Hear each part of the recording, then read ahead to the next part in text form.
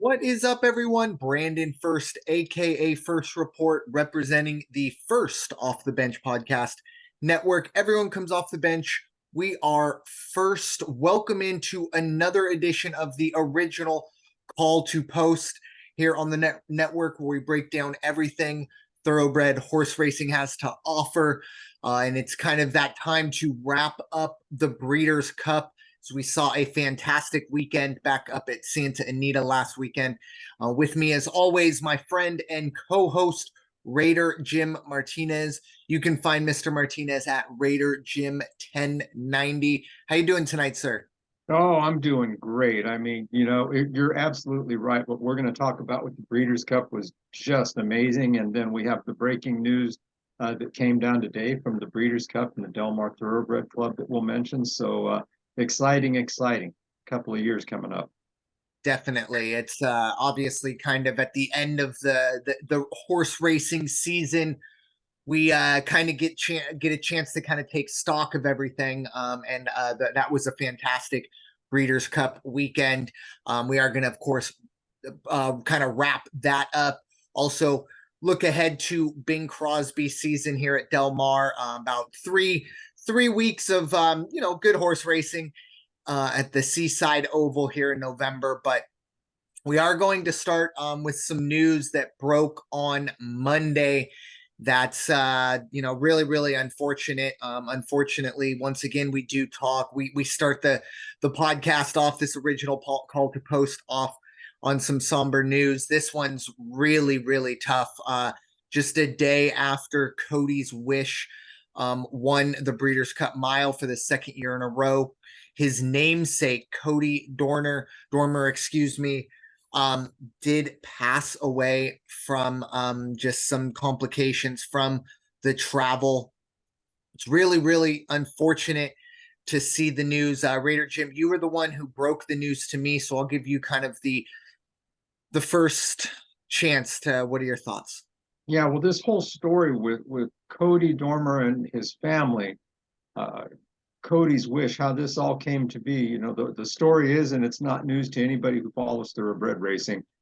Cody was introduced to this foal when the foal was, tiny, and it made Cody smile. And this particular foal just walked up and put his head in Cody's lap, and that's where the bond started, and that's where it stayed. And then Cody was able to Cody's Wish did not start out as a burning the track thoroughbred. And at one point, Cody, who could only speak to his parents through his tablet, said he's not going to win unless I'm at the racetrack, basically. And so they went to a race, and by gosh, Cody's Wish won. And then they went to the next one, and Cody's Wish won. And just so fitting that he was there last Breeders' Cup and then was there again for this Breeders' Cup. And the best writers in Hollywood couldn't write this, that it would be Cody's Wish, the thoroughbred's last race, and that it would be Cody Dormer's final race to watch up close and personal. His mom and dad there, his little sister there, the family of Godolphin just embraced them thoroughly. Junior Alvarado, the jockey, and his family, so proud to be standing there with the mom in the winner's circle. They were really just became part of the Cody's Wish family. And yes, he had complications on the way back to their home after the race and could not recover. And I think, Brandon, you did some research on the condition that he had. Yeah, it's Wolf Hirschhorn Yeah, syndrome. right. It is a genetic disorder that unfortunately affects many parts of the body, as you said. The communication through the tablet. Now, I did do some kind of research into the life expectancy, things like that. It's a disease that is it's essentially at birth. It can be found prenatal or in the womb. And then in newborn babies, essentially, once those newborns get past 2 years old, the life expectancy does go up, as we saw, obviously in the case of Cody, with the right treatment. It's a really sad story. But it's somewhat fitting, as you said, the writers, the best Hollywood writers couldn't come up with this. This would be kind of a cheesy movie, a Lifetime movie, if you kind of wrote it like this. But it's one in a million. Not only the story, but the way it's kind of all unfolded. This horse essentially puts his name on maybe one of the best mile horses of the Breeders' Cup era, at least the dirt mile, I should just specify, and gets ready to kind of ride off into the sunset into stud. And Cody Dormer, it's kind of like, whatever you believe, maybe that big guy upstairs said, okay, Cody's wish had you for the first 17 years. I'm going to take you from here. But it's a sad story, but I just feel blessed to have essentially not gotten to know, but kind of gotten to know Cody and his story, and obviously, this syndrome and awareness. Now we did, when we were kind of exchanging text about it, we both kind of said there has to be kind of a way to honor him. And, obviously in horse racing, one of the best ways to honor someone is to name a race after them. We see so many these days. And, I think it would be great, not just the Cody's Wish Stakes, which that on its own needs to happen, but this, I do think there needs to be a Cody Dormer Stakes. And in a perfect world, it would probably take some sacrifice and maybe some negotiating, but I think it would be great for it to be a Breeders' Cup qualifier win, and you're into the Breeders' Cup Dirt Mile, just to Absolutely. keep the legacy going for what Cody did, because it's been a tough summer for horse racing, and we've kind of looked around and had to take stock of everything that's been going on the track. This is a sad story, but it also does kind of put everything into perspective. I just feel good and feel blessed to have been kind of a part of it for the last 3 or 4 years, just learning this story. Unfortunately, for his family, thoughts and prayers and all that good stuff goes out to them. But it seems just in kind of a fitting way, the way it all seemed to need to go down. But any more thoughts there, Raider Jim? Just that, again, keep Cody and Cody's family in your thoughts and prayers. Your wishes to however you believe, whatever you believe in. This is a time when this family needs a lot of comfort. They have asked if you're going to make any donations at all, or you want to support the people who do the research on this. What they really asked you to do was go to, I think it's Ohio, Kentucky, and one other state, and make a donation to the Make-A-Wish Foundation that was able to create this bond between Cody and that young foal, a few years back. And it kind of hit hard for me home, rather hard, because when I was growing up, when I was a kid in 3rd grade, I was befriended by an older kid. Well, all I knew is this kid had trouble walking, and he wore metal braces on his legs. A very talented young man as I got to grow up and know him. And even though he had cerebral palsy and he ended up wheelchair bound and on crutches by the time he made it in high school, he took out care of me like I was his little brother. And I watched out for him too. Nobody was going to make fun of him. Nothing was going to happen to him or to me if we were together, and we were inseparable, even though he was 3 years older than me. And I watched Dennis, my good buddy, I watched his physical condition deteriorate. And as hard as that was to know and to watch, to see what this syndrome, this condition does to kids, and it's 1 in 50,000 is the birth rate. And then also they say it's all over the map on how to tell if somebody has it. There's some very obvious signs, some not very obvious signs. And as you already mentioned, mortality rate is usually at about 2 years old if they find it. This young man, along with Cody's Wish the Thoroughbred beating the odds, this young man beat the odds tenfold. And what a trooper. And I have a feeling that horse was out there doing it as much for that little boy as anything else that contributed to the success of Cody's Wish. Amen. And as you alluded to, obviously the Make-A-Wish Foundation was instrumental, hence the wish in Cody's Wish. And I think it really does speak to who Cody was as well. You could have athletes, you could have this and that, but that Cody wanted to be with the horses. And obviously we are all better off for knowing the story of Cody and Absolutely. Cody's wish going forward. And now I think it will be great to hopefully talk about Cody's wish in a sense of pedigree. Obviously, as we mentioned, it is time for Cody's wish to become the sire that we'll be talking about rather than the racer going forward. But with that, For the rest time of to his breeding life, he is going to get paid $75,000 every time they put the velvet robe on him and turn down the lights and escort him to wherever he's going to go to do his breeding work. $75,000, not a bad line of work if you can get it. not at all. But yeah, oof, what a life, huh? But yeah, it's a really interesting situation there going forward. But it is time to look back at the Breeders' Cup. It We is. are, of course, going to start with Future Star Fridays, throw a little bit of an umbrella on this. Um, Obviously, 5 races highlighting the 2-year-olds getting ready to head into their 3-year-old season. Started off with the English getting rolling, or at least the Irish, I should say. Big Evs, the favorite, gets the win through Michael Appleby in the juvenile turf sprint. And then we had in the Breeders' Cup juvenile fillies. Just FYI, if I do remember correctly, Raider Jim, you brought that horse up in our preview show. Yes. We also did have the Breeders' Cup fillies, or excuse me, juvenile fillies turf. Hard to justify, as the name implies, a offspring of the great Justify.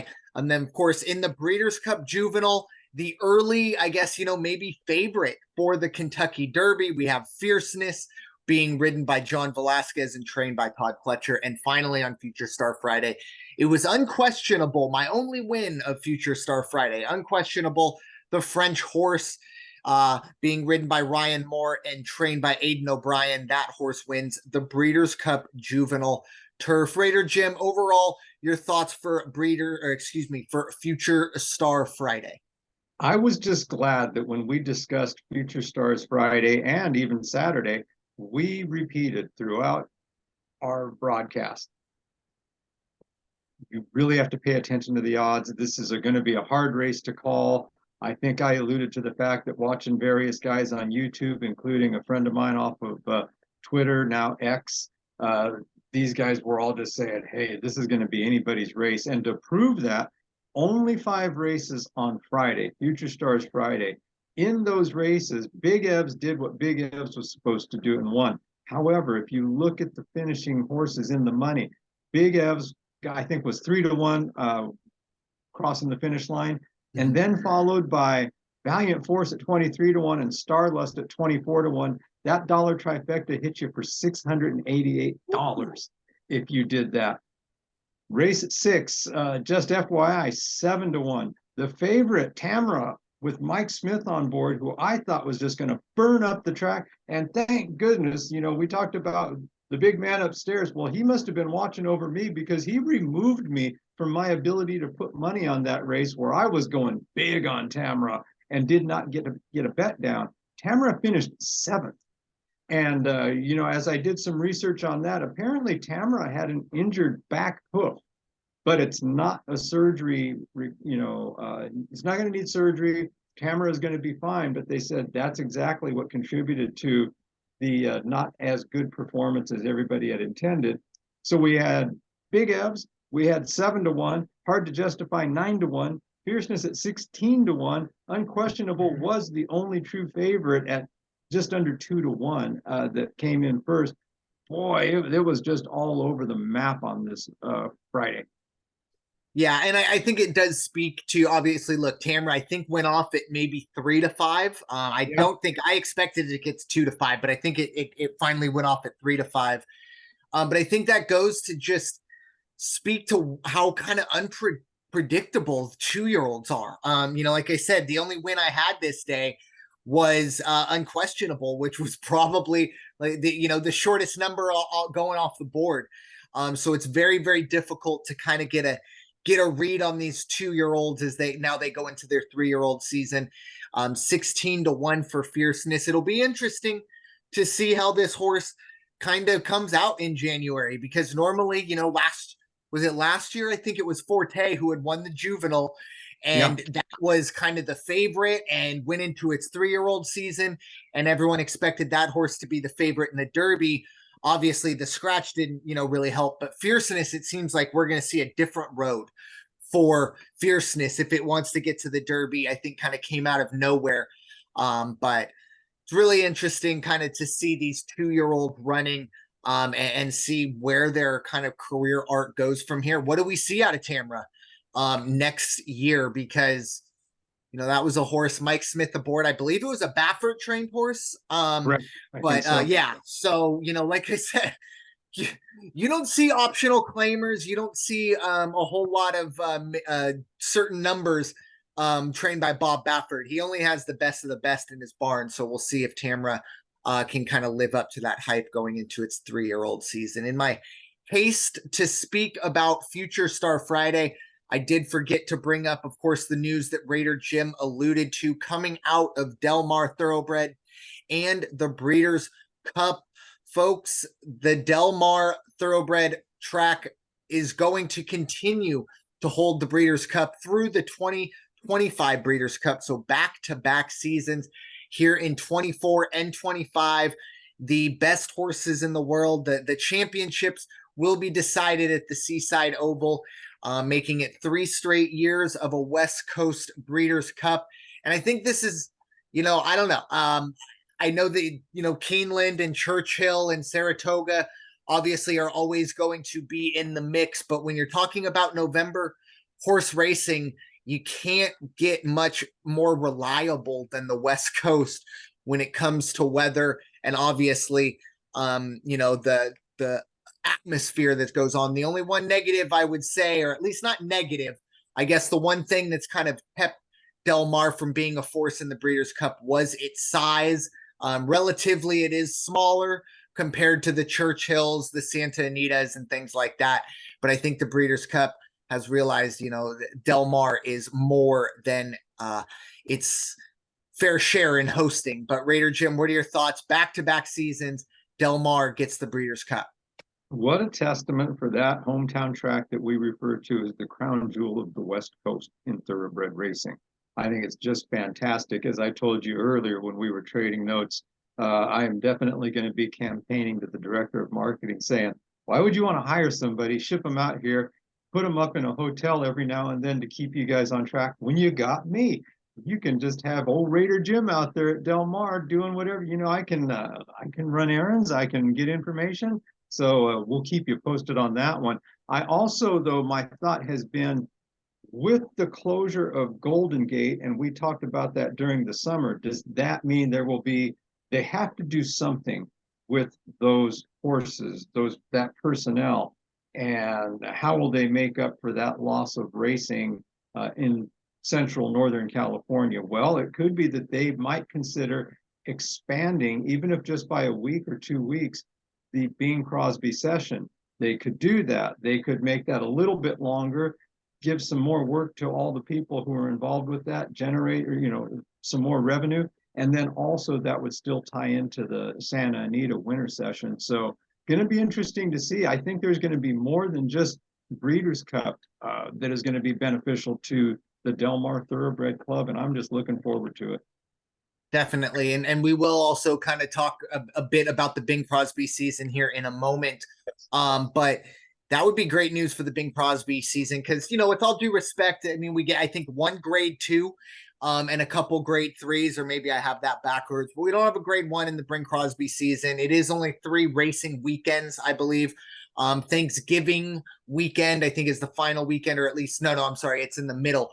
But it's, I think it would be great to see that get up to 5, maybe even 6 weeks of racing. And I think you can feel pretty safe racing into, the middle of December here, at least weather-wise. It might not be incredibly hot, but I don't think you're going to have to worry about weather in too many situations there. I think it would be fantastic to see us kind of get into that. And correct me if I'm wrong, is it the day after Christmas that Santa Anita gets going, or is that Yes, okay? So because I think Christmas, right in that week. yeah, it's in that. So they may be that Thursday of Christmas or whatever, the 27th, 28th. So who knows? Maybe you kind of run up to the 20th of December, let everyone have their holiday fun, and then we switch our attention up north. Because, as we mentioned before, a big reason why the Bing Crosby session was here at Del Mar was to kind of secure that Breeders' Cup ability to host, and it is paying off. I think this should be about 4 times hosted in what, 8 or 9 years. So, Yeah. congratulations to everyone involved there. But moving on to the Breeders' Cup Saturday wrap up, we'll go a little bit here race by race as I get my notes. These are the notes I made on Breeders' Cup Saturday. So we will start with the Breeders' Cup Dirt Mile. We have alluded to this race obviously earlier. This was pretty much chalk. Cody's Wish gets the win, followed by National Treasure and Skippy Longstocking. Charge It was fourth, Zozos fifth, Stage Rider and Shirls B finishing in seventh. Just a few thoughts here. Obviously, Cody's Wish, it's another great win to end a fantastic career. But I'll tell you what, Junior Alvarado was absolutely incredible in this ride. He sent Cody's Wish earlier than normal for that horse, and he needed every bit of it. There was a little bit of controversy with the movement. I think there was about a 10-minute inquiry. I didn't think there should have been a disqualification. I think Cody's Wish was the better horse. There might have been a little contact there, but unfortunately, I don't think National Treasure was going to get back into that race. But in terms of National Treasure, that was the run that I've kind of been expecting since I think the Derby or the Preakness from this horse. So it was good to see that there. But Raider Jim, what were your thoughts? Cody's Wish winning its second straight Breeders' Cup Dirt Mile. Well, I do think that we talked about these 3 horses and had actually called out Skippy Longstocking as a possible consideration for underneath on your card. And how about that? There's Skippy Longstocking, the best number at all at just under 12-1. But on that, National Treasure, what a fantastic ride by Flavian Pratt. Pretty much at the quarter post was already ahead and led all the way into the straight and was up by, I think, let's see, it was up by half a length. Yeah. Going into the straight. And all of a sudden, Cody's Wish just starts going. Now, that inquiry, when I saw it happen, as I'm watching it live, I thought, oh, that's a little too close. Why did all this happen? And I really, when they, the red letters and, that's my ticket, of course, I'm upset by it. But as I watch it, it's like, you know what? I don't know that that's on Cody's Wish. And I was glad the NBC announcers started saying, if anybody's going to get called for anything, it should be National Treasure. And I was surprised when they slowed it down to see how far into the lane that Flavian brought National Treasure. And then it's like, okay, now I'm just making stuff up in my head. But then one of the announcers even said, wow, Flavian even threw some elbow out there on as they got close to the finish line. And that stuff happens. That I have under the understanding that those things can happen in races when highly contested. You get that close, but my goodness, I mean, it's like on top of everything else to see the big red letters come up, photo, inquiry, the whole 9 yards. It's like, really, you could not have written this as a movie script because it's just too sensational. But Cody's Wish, you said it, you hit it right on the nail, right on the head. Junior Alvarado, what a fantastic way. He knows his animal. He knew that athlete and brought him home. He finished by a nose. And I was explaining to the person I was watching with, I said, if you watch just by virtue of the mechanics of a horse, they can't help but everything comes up depending on where they're at in their stride. So I got one more stride to make. I'm going to have to get my legs. And that's all it took. And I don't know how you time that differently. You can't. And so that horse is coming up.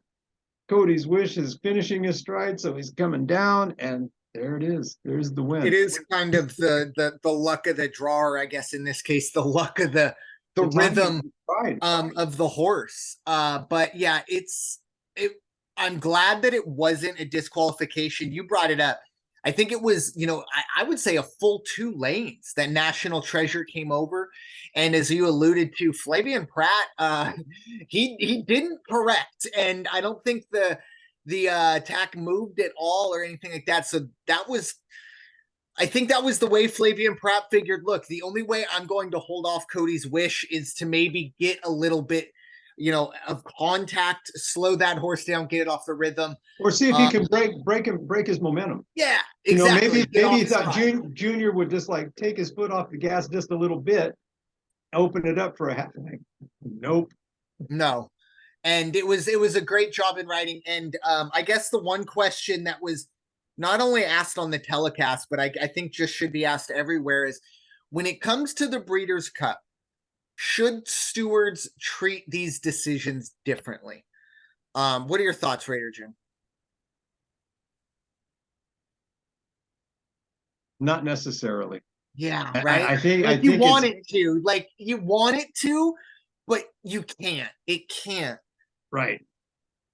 No, I think it's just got to be, if we're going to have rules, we're just going to get somewhere. Let's have some consistency somewhere in this game. And so I think it was right for them to look at it. It was just going to be, man, oh man, if that's how Cody's Wish doesn't win this race, there would have been an uproar in the stands. Mm-hmm. I think if Cody's Wish would have came in on 2 lanes on National Treasure, I think we would have seen it go differently. If I'm being honest, just because it almost seemed like the initial engagement was from National Treasure, but it reminds me kind of a lot of the Eagles Super Bowl. Was that last play or whatever? Right. Was it holding? Yeah, it was. Do I wish it wasn't called in that moment? Yeah, but at the same time, it's holding. If it's holding 4 minutes in the game, if it's holding in an optional claiming race in the middle of July, or if that's a DQ in an optional claiming race in the middle of July, it's got to be a DQ in the Breeders' Cup. But I don't think it was either way. So we shall see. But moving on to the Filly and Mare Turf. This is of course a horse or a race that is always dominated by the European horses, and no different here. It was Inspirial and Frankie Dettori putting in an absolute masterclass on the back of Inspirial, followed by Ryan Moore and Warm Heart out of Ireland. Aidan O'Brien again getting into the money with a trained horse, and Moira finishing 3rd, followed by Win Maryland out of Japan. In Italian, I expected more out of that horse, finishing in 5th, followed by Lumineer Rock, another horse I was hoping would get something done with the Moonlight finish 7th, Lindy in 8th, State Occasion 9th, Didia out of Argentina in 10th, Fev Rover finishing all the way down in 11th, and McCulloch down in 12th. Raider Jim, what were your thoughts in Spirial winning the Filly and Mare Turf? Yeah, I felt like I was just way off the mark with Fev Rover as being a possible look at underneath. I mean, to see the horse finish where it finished, had a nice break, was running in the show position all the way at the 3/4 post, got to the mile, all of a sudden dropped back, then coming out of the mile onto the stretch, all of a sudden it was just, boom, everything just got cut in half, down by, went from 4th to 8th spot real quick and just never did recover, was just completely out of the race. But in Spirial, that was a nice piece of news we got during the broadcast to find out that Frankie Dettori is actually claiming citizenship over here. He is officially, as of Sunday, was no longer a British registered jockey. He is now a United States registered jockey and is going to take up residence, they have said, on the West Coast. I'm assuming he's going to be in the LA area. I'm hoping that means he might show up down here. He may take some time off to get situated and wait till Santa Anita gets started. But just, wow, how exciting to think that we're going to add to the all-star jockey lineup that we already have here on the West Coast. But Inspirial, fantastic ride. Warm Heart, fantastic ride. Moira, Flavian Pratt, there he was again, just doing his thing. And that was, let's see, Moira went off at 13-1, almost 14-1. So that made a pretty good ticket there. But welcome, Frankie Dettori, and hopefully we get to see him riding before too long. Yeah, it was be great to see Frankie Dettori. It was another. We started the Saturday slate off with two just absolutely fantastic rides from two master jockeys doing their thing. I was very impressed by Warm Heart. I didn't have very high expectations for this horse, and it went out. I hands up, I have a really hard time handicapping European horses. It seems like any European horses I pick, they're just not going to get the job done. The ones that I ignore, those are the ones that finish in the money. So I don't know. I got to go back to the drawing board when it comes to those European horses. The seems like the grass is just not my thing in that situation. But like I said, Warm Heart impressed me a lot. I did also have a note here. If you were watching the NBC telecast, it was really nice to see the intro to kind of the, I think we early on it was FanDuel TV, which I think just used to be TV or was it TVG? I think. But anyways, when NBC kind of broke in, I think it was 12:30 for the 3 or 4 races that they covered. I just really liked the intro highlighting Hollywood Park, which of course was torn down, is now SoFi Stadium. And, with Hollywood Park, and it was unfortunate to see that closure, but that's the reason that Del Mar has the Breeders' Cup. So it's kind of a little bittersweet in that situation. But I did just want to highlight NBC, really nice little intro highlighting Hollywood Park. But moving on to the Breeders' Cup filly and mare sprint. Let me get ready. All right, it is the favorite. It was the favorite Good Night Olive with, of course, the dream team of Irad Ortiz and Chad Brown. Yugiri, a horse that I think you talked about at nauseum here last time out, Raider Jim. Yes, I did. 1480 and 9 even on the payouts there, and 3 Witches pays 1040. So you had the favorite win, but 2 heavy numbers coming in second and third. Society, Kirstenbach, clearly unhinged. Ida, Matriea, Mackay, Yell, finish or round it out. Raider Jim, what are your thoughts? Good Night Olive and Yagiri start off the filly and mare sprint. Very high on Goodnight Olive going into the race. Goodnight Olive was another horse who had already announced, they announced ahead of time, this is it. This is the swan song for Goodnight Olive. Win or lose, we're going to let Goodnight Olive take a rest after this one. And my goodness, this horse did not disappoint. And are you really surprised when you have Irad Ortiz on the saddle like that? Yugiri, yeah, this is one of those races, just like we talked about on Future Stars Friday. We had the favorite, Goodnight Olive, not unlike Big Evs, went off at just over even money, I believe. And then Yugiri went off at just over 26 to 1. 3 Witches came in at just over 34 to 1. If you would have boxed those, and I think it cost you $3 to do a 50-cent box on that trifecta, you made $236.65. Not a bad return on your investment if you can pull that one off, which I did not. But hey, just thought I'd mention it for the sake of odds making and fun. Kirstenbach, a horse that I thought would perform a little better, ended up in the 5th spot, which was kind of surprising, but still didn't do too bad. Just kind of never really got off the mark.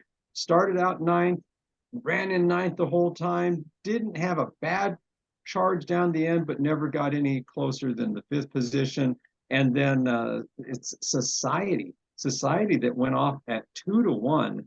Wow, what a disappointment there. Tyler Gaffalone had his hands full. He just could not get through all the checking and things that were going on with him. Overall, though, we got to just keep the spotlight on Good Night Olive and hope that there is a nice retirement for her in the future. Yeah, definitely. It's definitely. going to get a good call for some breeding money.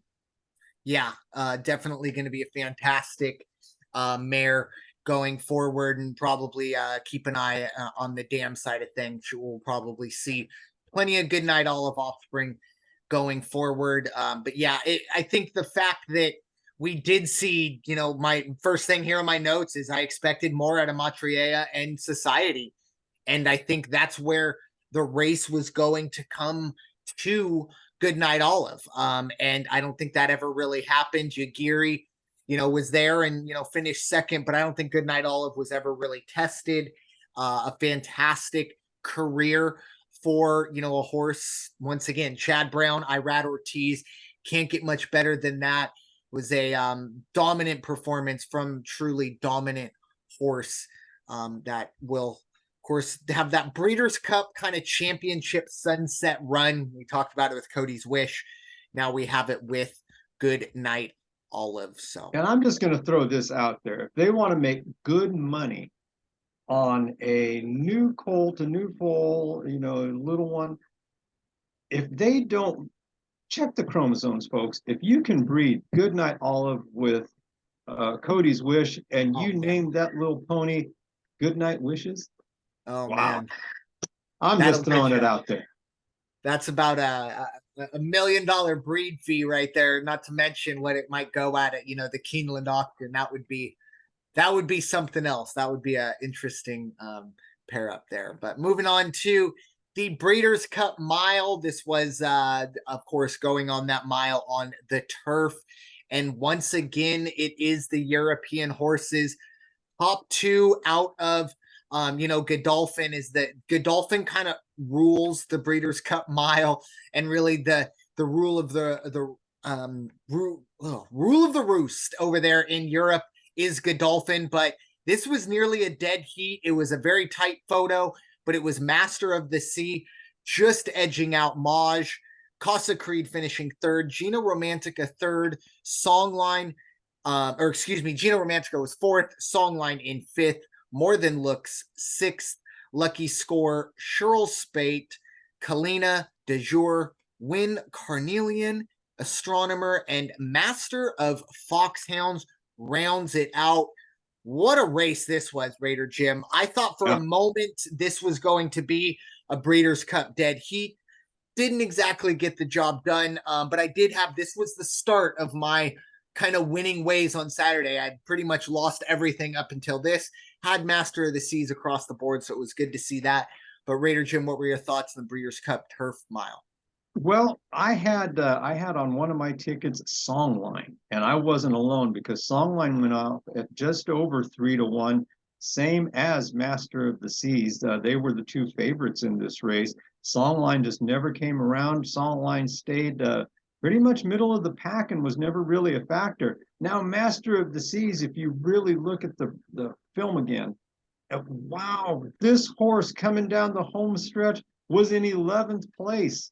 This horse was nowhere to be seen. And you talk about finding that gear that I like to talk about, and just blazed by everybody. What a fantastic ride. And I was all excited for Maj until that happened. And Casa Creed, one of the ones that we weren't sure if Casa Creed had anything left in the tank to really compete at this level. But I know Casa Creed has been a favorite of ours, and we did talk about Casa Creed last week. And so I was glad to see Casa Creed finish where it did. Congratulations to Luis Saez on that one. But there they were, those two Irish horses, reminding us once again, if it's Breeders' Cup, you better look at us. Yeah, it's almost Godolphin, like I said, in the Breeders' Cup Mile. It's probably like 7 or 8 out of 10 years. And this one, you had pretty much a dead heat, or at least a nostril difference between those two horses. They finished 1-2.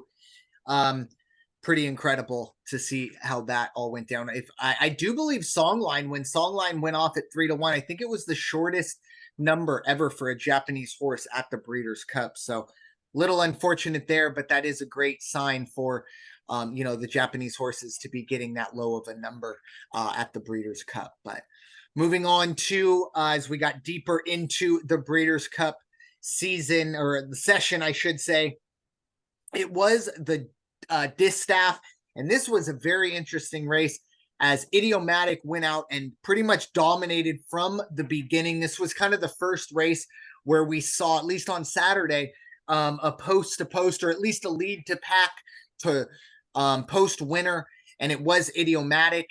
getting the job done. Randomized finishing in second. De La Vida Le Da Vida finishing in third. Clairiere fourth. Desert Dawn, Search Results, Adair Manor, Wet Paint, and Hoosier Philly. Raider Jim, what are your thoughts? Idiomatic. This is a horse that I think I don't know if it went off as the favorite, but it was probably pretty close to it, only paying 560. But what were your thoughts? A fantastic run from Idiomatic in the distaff. Yeah, Florent Giroux riding on Idiomatic, and yes, they went off at less than 2-1. So definitely the favorite in this one. After that, you would have had to look down the line at my little girl Clairiere, who went off at just over 3-1, but just didn't have it in the tank to finish in the money. But still, I'd still give her some sugar cubes and an apple after that race just because I love that horse. But Idiomatic, what a great run.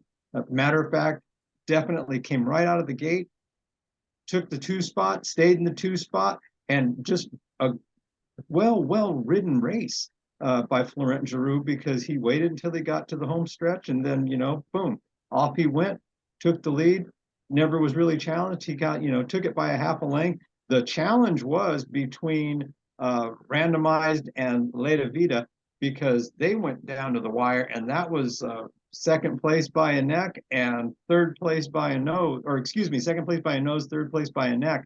So again, what a great race. You can't hold back from any of them.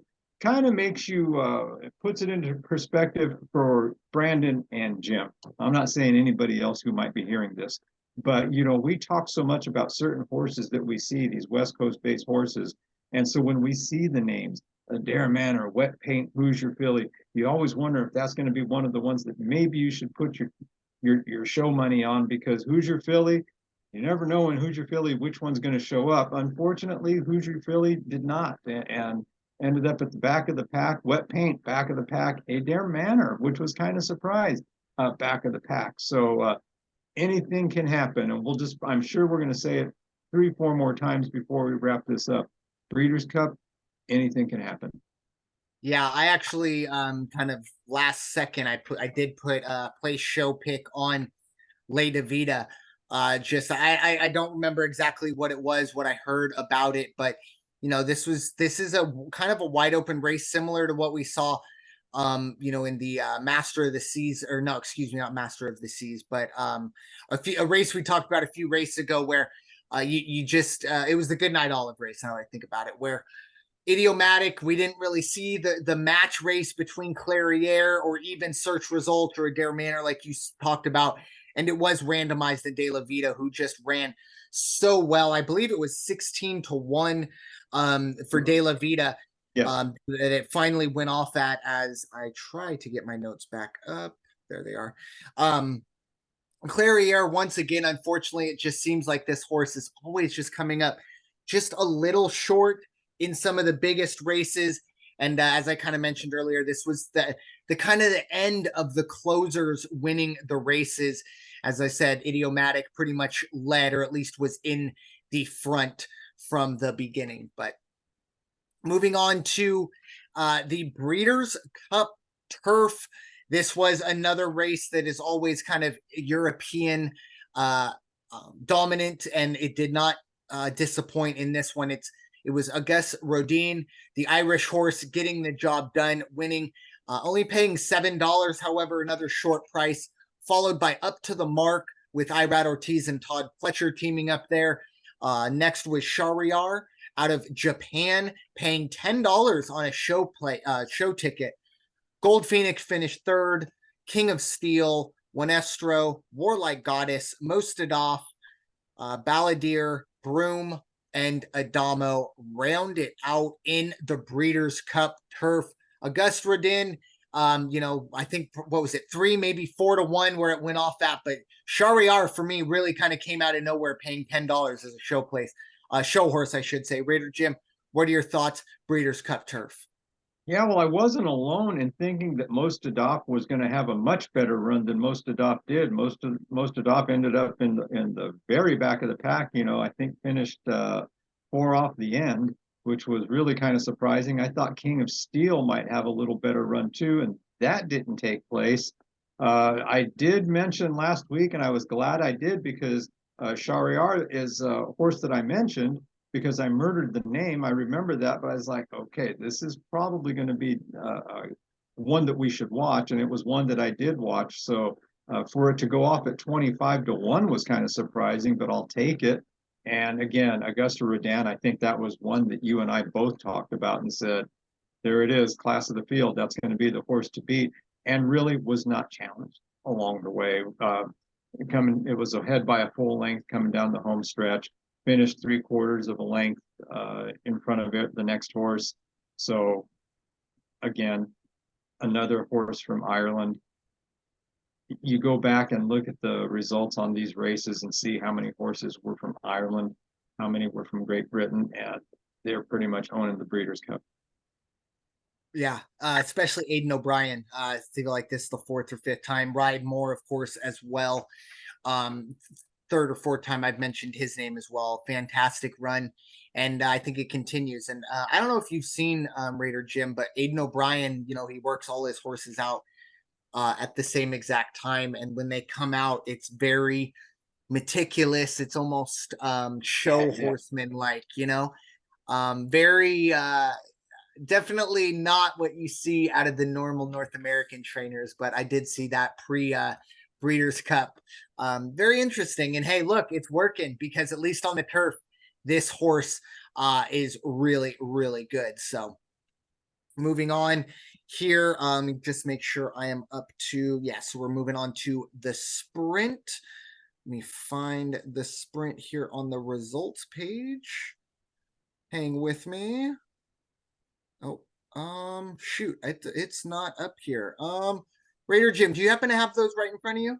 Of course I do. Thank you, sir. Thank you. That's my job, to make sure that I'm here. I'm the first one off the bench, right? Yes, sir. That's I what we appreciate say. you. Yeah, again, here's one, not really any surprises. This was, oh wait, we're not talking the classic. You like to leave that one to the end, is that correct? Yes, sir. Yes, Okay. please. Yeah, that's where I think I'm on the Breeders' Cup site, and I think they missed the sprint. Okay, so we're going to go ahead. Let me jump ahead here. We have the Cup Turf Sprint, Grade 1. There it is. Okay. Okay. No, I actually have it right here. I apologize. No. Yes. Okay. Take it away. Perfect. Yeah. So this one actually was, yes, the turf sprint with, okay, there we are. Nobles. And apparently this is not Nobles. It's No Balls. And apparently not putting the second L in, they were able to get through that away. I don't know. I think that's a little kind of ridiculous. So I'm not going to sit here and say No Balls for the next 20 minutes. So Nobles it is. But what a win here. This one, I will pat myself on the back. I had a $10 ticket for this horse to win. So at $26, that was a great pat on the back for myself. Really got my day rolling. But Nobles gets the win, followed by Big Invasion and Aesop Fables. Just for good measure, I also had a place show ticket on Aesop Fables. Live in the Dream finished 4th. Motorious 5th.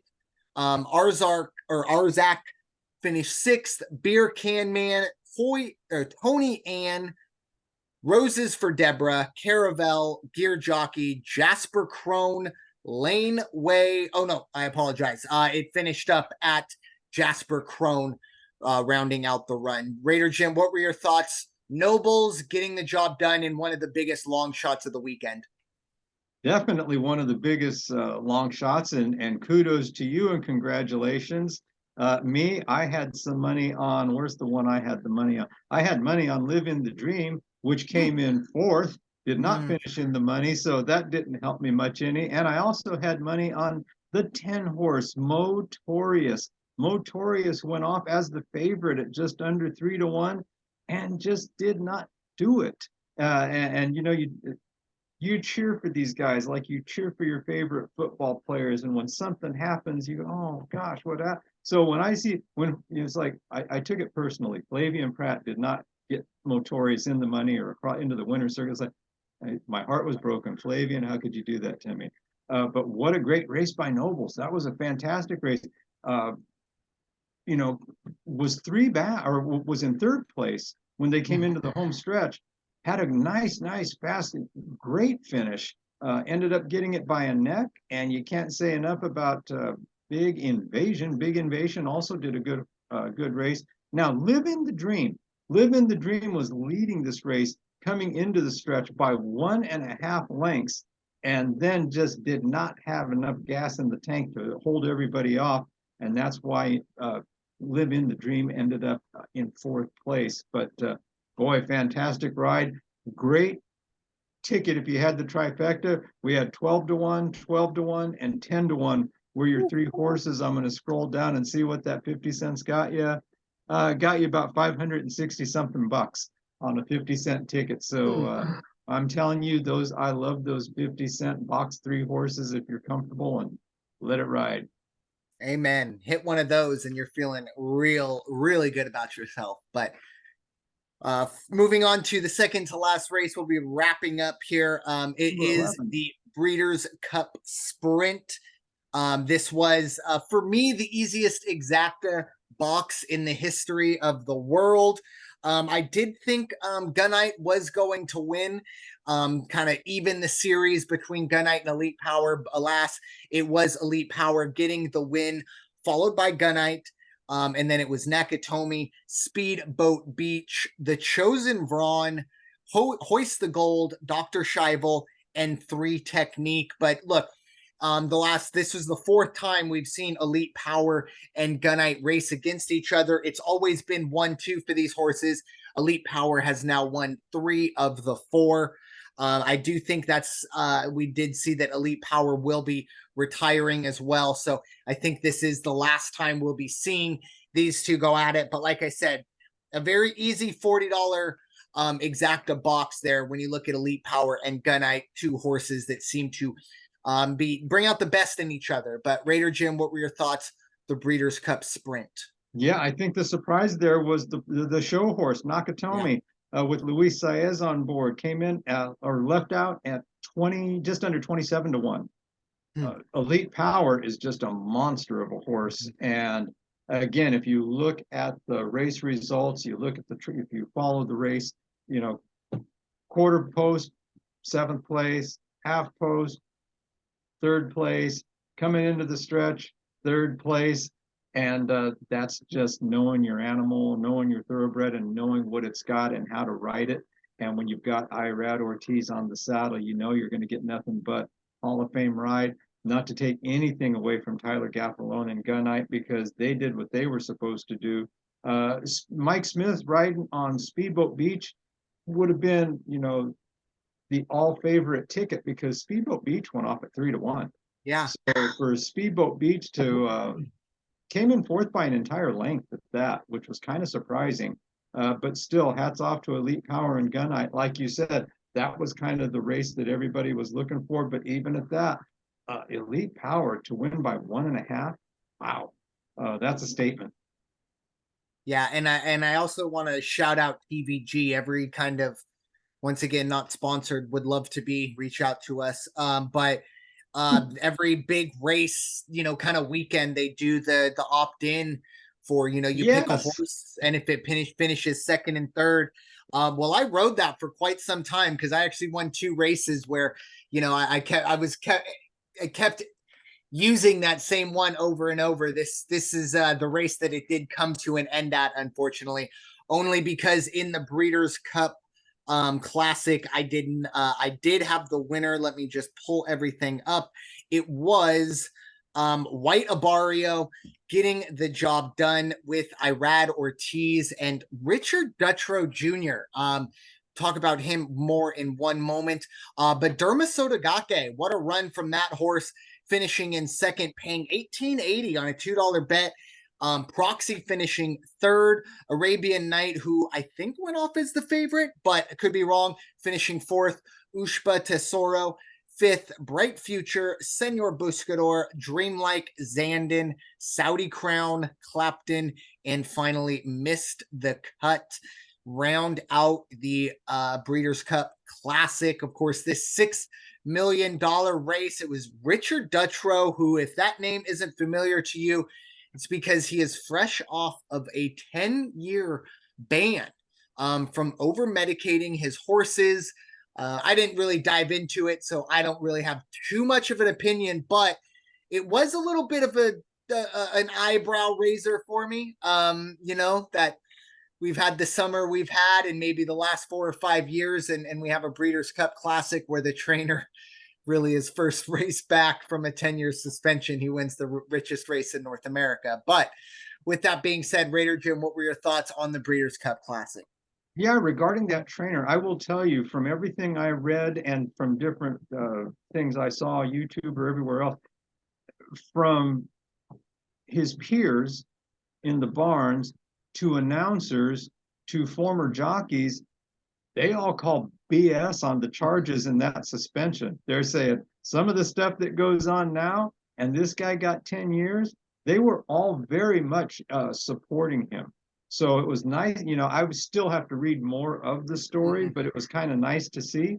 I will tell you, I felt a little better about my own credibility and questioning myself as I watched Derma Sotogake finish in place, and I was muttering aloud, well, where the hell was that run on Derby Day? And about the time I'm saying it, somebody on NBC said, now that's the race we expected during the Kentucky Derby. Yeah, well, that just didn't materialize for me.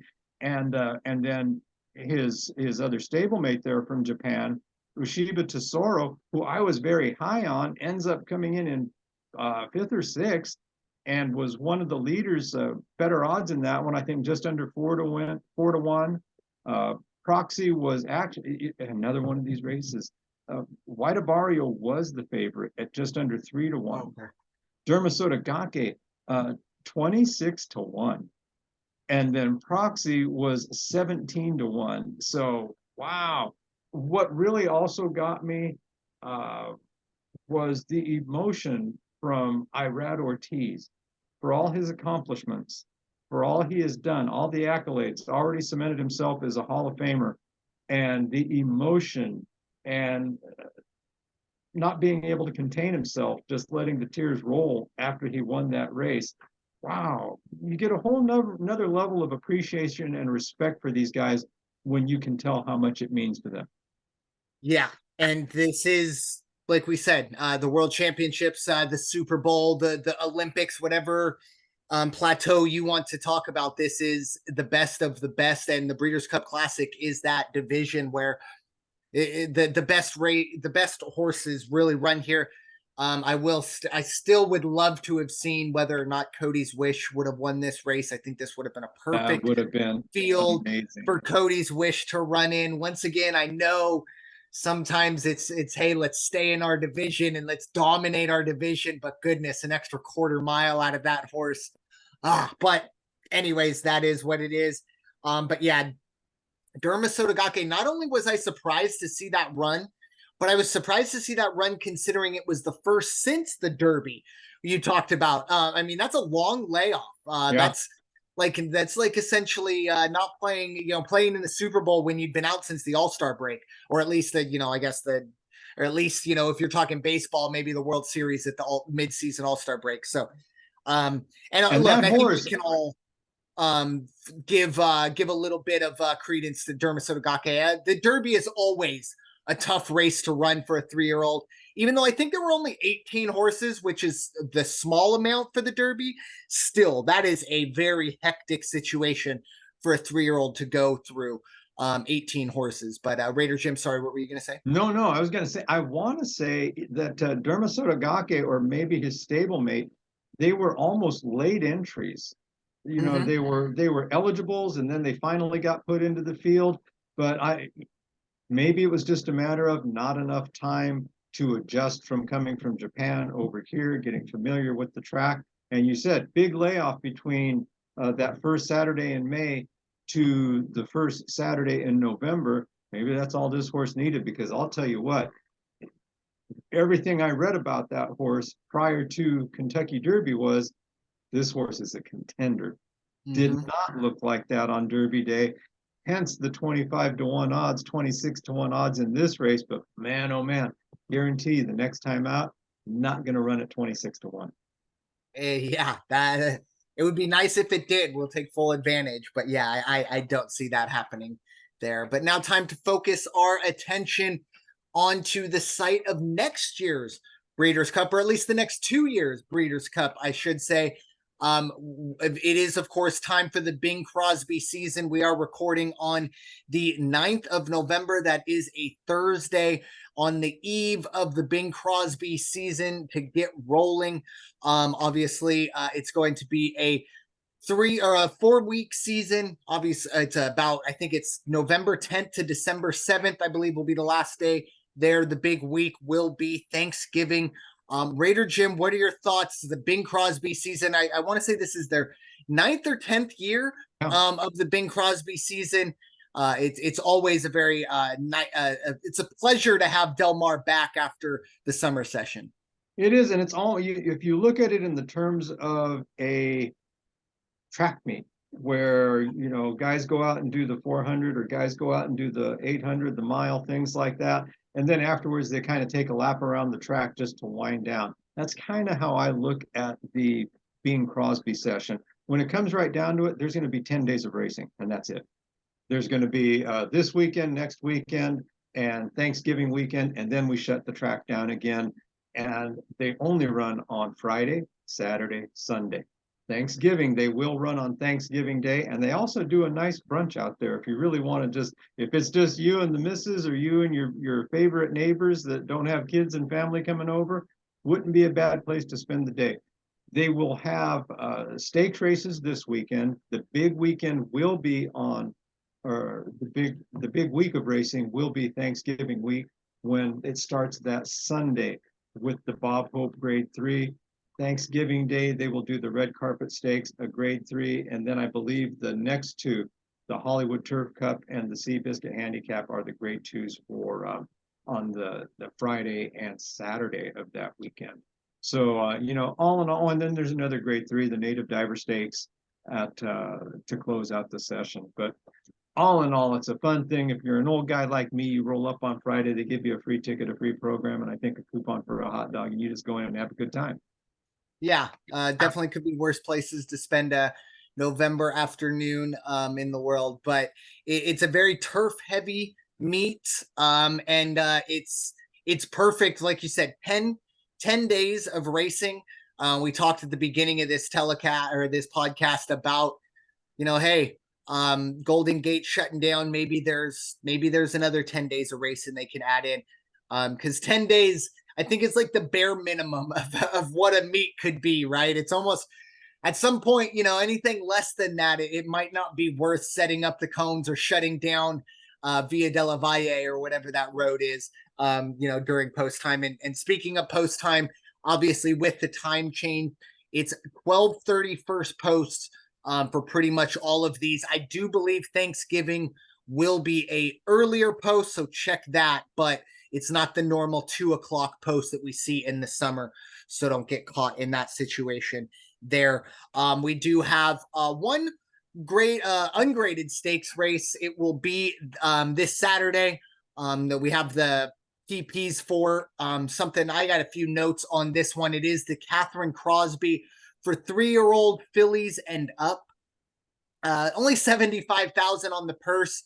Obviously, it's kind of a turn down from what we talked about in the Breeders' Cup, but they are going a mile on the turf. I think there's a lot of value here. And the first horse that jumps out to me, keep an eye on Linda's Gift. Currently 5-1. Last time out, this horse ran in 90. It was an optional claiming race, so you are jumping up in class here, but running a 90, if that kind of comes back again, I think this horse will find itself in the winner's circle. Nadette is the 2 horse, I should say, at 6-1. I also like that horse kind of underneath 86, 85, and 85 its last 3 runs on the turf. Hasn't ran at Del Mar, so a little bit of concern there, but it's been a West Coast horse running at Golden Gate and Santa Anita. Another horse that I think is worth a look is the 3 horse. Very scary. This horse is 15-1. I go back to April. This horse in the Wilshire ran in 92 on the turf, going a mile. Then did struggle in its next two turf mile races, running a 58 and a 60. However, last time out at Santa Anita in an optional claiming, ran an 85 for 15-1. I feel like that's got enough for me to look at. And Dulce Zell, I believe, is the favorite here. Big time class drop for a horse that's been running in graded stakes races. I mean, ran in the matriarch last time out. 8-1 in that one. Performed, look, 7 lengths off the lead in a grade 1, dropping into an ungraded stakes race. My only concern is the value at currently 5-2. But just wanted to give my thoughts on the Catherine Crosby Raider. Jim, I don't know if you have any thoughts there as well. Oh, I definitely like that 5 horse, even though it's not a great value at 5-2. Again, I think Flavian's going to do me right on a horse from France. So that's one of those things. I like the color, so I think I'm going to go ahead and bet that one. The other one I like, though, and right now has good value, is going to be the horse right next door, the 6 horse Ganadora out of Kentucky. JJ Hernandez is going to be in the saddle on that one, trained by Bob Baffert at 6-1. Guarantee you better watch out. Bob Baffert's going to take these 10 days of racing and make some money and see what he can get out of these horses for not just Santa Anita, but also in the future when it comes up to, if he wants to take them to Kentucky or just hold them off and run them over here at Del Mar come summertime. But watch that Ganadora. And then I also, like you, Tiago Pereira on Richard Mandela's training, Linda's Gift, right there on the one, out of the 1 slot, and I think that horse is also going to perform.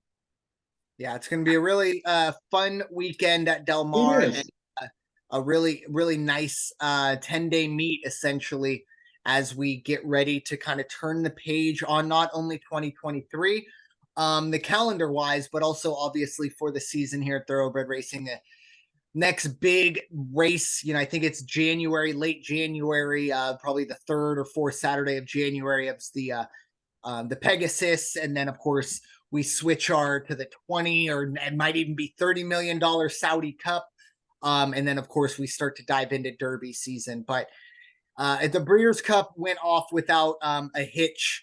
I think in terms of on the track stuff, obviously when we talked in the preview show, there were some bumps in the road, but the 2-day event, I think overall, I didn't hear too much about anything on the negative side. I really didn't even see too much on the protest side.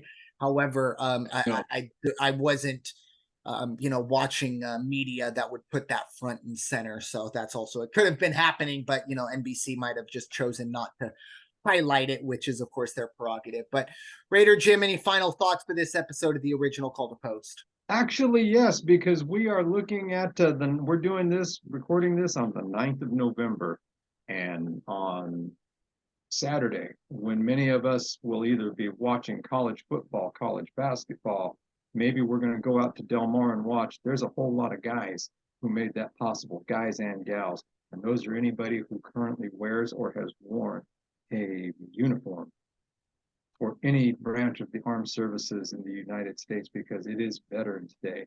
And I had the great honor and great fortune, a man I never got to meet, but my grandfather is buried at Arlington. And 1 year ago, this past October, or it would have been last October, I actually was able to go to Arlington and do a search and found his headstone, which was quite emotional, and it made me very proud. And I had morning coffee with a guy yesterday, a guy I was catching up with, hadn't seen for many, many years, retired. Showed him that picture, and he says, "Do you know what that notation means on that headstone?" And then he explained to me what an accomplishment my grandfather must have made in his time, because he said the Filipinos did not come over here and get put into officer positions back in those days. So for him to achieve that says that he worked hard, he did this, he did that. And wow, he says that is not something that was easily come by back in those days. So to my grandfather, my other grandfather, and my dad who did his thing, and everybody who did it, thank you so much. Amen. Couldn't have said any better myself. That was also my theme as well, as we get not only into the holiday season, a lot of them are overseas, away from family. during this time for a lot of us, we're trying to find ways to get out of hanging out of family. Those people would do anything to be here with their families, but instead they're putting their lives on the line so that we can talk about horse racing and football and college basketball and things like that. And a little closer to home, myself, I will say bucket list is myself. I would love to take a trip to Arlington National Cemetery. That would be very humbling experience, but like I said, closer to home here. My grandfather is buried at Fort Rosecrans, which is a place that you just see the absolute size of it, the pristineness. It's a beautiful, beautiful area in Point Loma here in San Diego. I know that place will be very, very packed this weekend, but I always take a Miller High Life up there and enjoy about a beer with Gramps, the banquet beer. He loved his Miller High Lifes. So I always make sure I bring a tall boy and we enjoy a beer together. But to all everyone serving now, past, present, and even future, thank you so much for all that you do, so that we can kind of sit here and be right and maybe wrong about what we talk about. So with that being said, thank you as well for listening to this episode of the original Call to Post, presented by the First Off the Bench podcast network. Everyone comes off the bench. We are first. It's time for y'all to go wash your hands and stop hating, everybody. We'll talk to y'all very soon. Take care.